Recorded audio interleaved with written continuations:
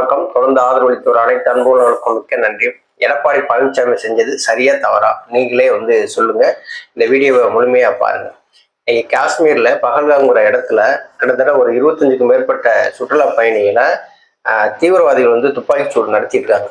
இந்த துப்பாக்கிச்சூடு நடந்த உடனே நாட்டோட பிரதமர் சவுதி அரேபியா பயணத்தை ரத்து பண்ணிட்டு வர்றாரு.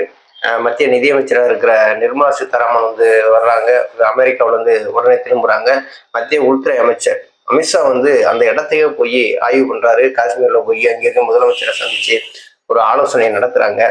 மிகப்பெரிய அளவுல தேடுதல் வேட்டையெல்லாம் நடந்துகிட்டு இருக்கு. பல்வேறு நாடுகள்ல இருந்து பாத்தீங்கன்னா மிகப்பெரிய அளவுல கண்டன குரல் எழுந்துகிட்டு இருக்கு. இந்தியா எந்த நடவடிக்கை எடுத்தாலும் அவங்களுக்கு நாங்க உறுதுணையா இருப்போம், ஆதரவா இருப்போம் அப்படின்னு சொல்லி பல்வேறு நாட்டு தலைவர்கள் இந்த மாதிரி இந்தியாவுக்கு ஆதரவு கொடுக்கும்போது எடப்பாடி பழனிசாமி நேற்று என்ன பண்ணிட்டாரு தெரியுமா?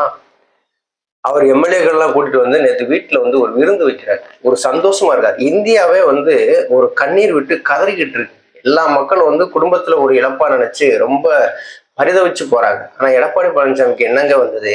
இது தேவையா? இது ஒருத்தருடைய சோகத்துலதான் இன்னொருத்தருடைய மகிழ்ச்சி இருக்கா? அப்ப அப்படிப்பட்டவர் தான் எடப்பாடி பழனிசாமி. இது நமக்கு நல்லா தெரியத்தானே செய்யுது.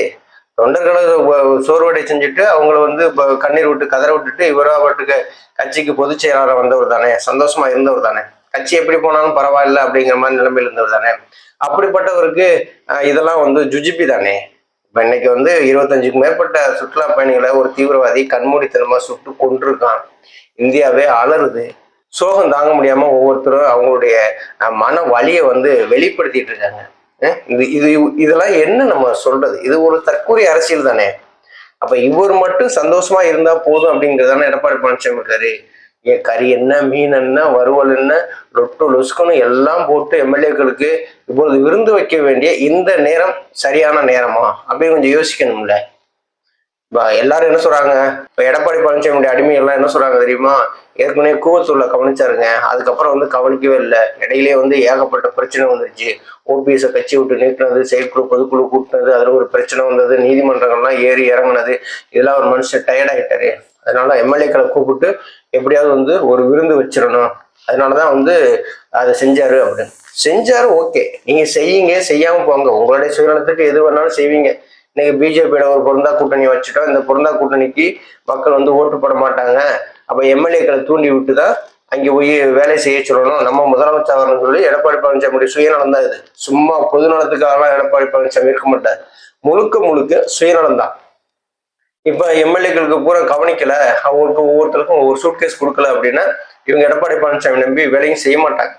எடப்பாடி பழனிசாமி முதலமைச்சர் ஆகுறதுக்கு யாரும் பாடுபட தயாரா இல்லை. கட்சி இப்படி வீணா போகுதே, கட்சியை ஒருங்கிணைக்கணுமே அப்படிங்கிற எண்ணத்துல எல்லா நிர்வாகிகளும் இருக்காங்க.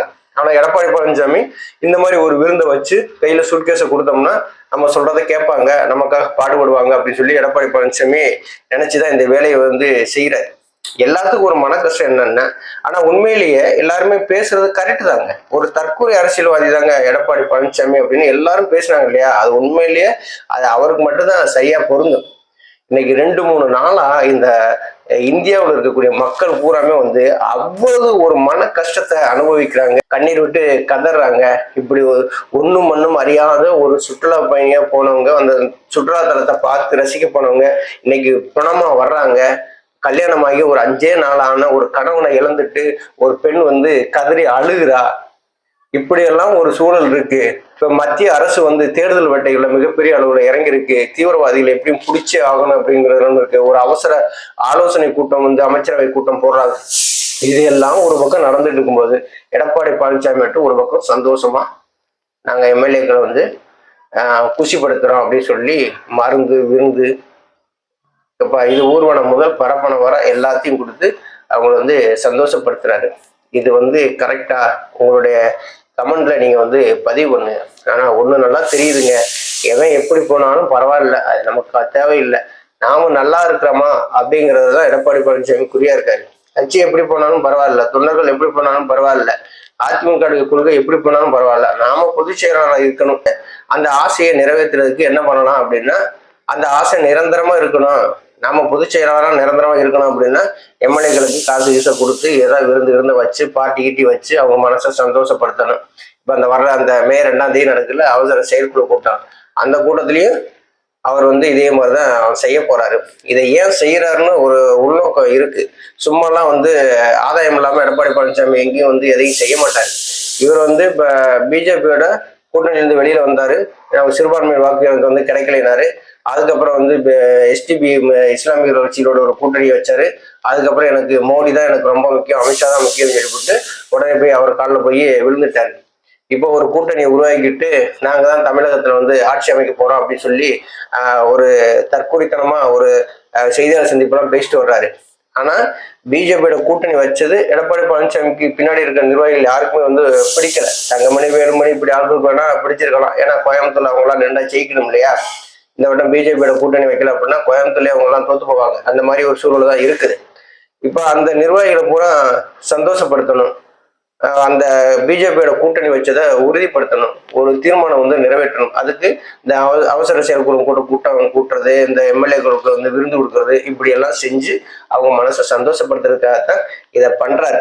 இந்தியாவில் இருக்க மக்கள் பூரா கண்ணீர் விட்டு கதற சூழ்நிலையில எடப்பாடி பழனிசாமி மட்டும் எம்எல்ஏக்களுக்கு விருந்து வச்சு படுத்து சந்தோஷமா இருக்காருன்னா அவருடைய சுயநலம் எப்படி இருக்குங்கிறத பார்த்துக்குங்க. நன்றி, வணக்கம்.